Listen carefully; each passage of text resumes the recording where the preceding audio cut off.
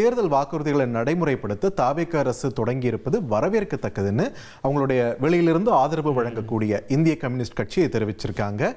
புதிய விமான நிலையம் அமைக்கும் பணியை துரிதப்படுத்த வேண்டும்னு, தேர்தல் வாக்குறுதிப்படி 6 சிலிண்டர்களை வழங்கிட வேண்டும்னு வலியுறுத்தியிருக்காங்க.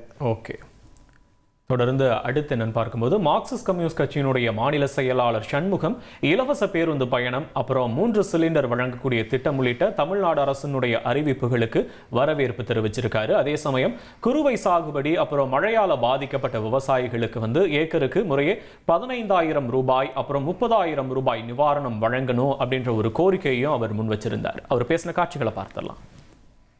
வாக்குறுதியுடைய ஒரு பகுதியாக நகர்ப்புறங்களில் இத்தகைய பேருந்துகளை பயணிக்கலாம் என்கிற முறையில அவர் அறிவிச்சிருக்கிறாரு.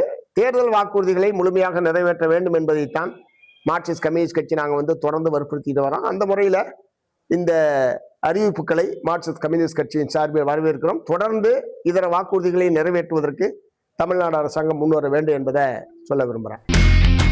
இனி செல்லும் இடமெல்லாம் செய்தி.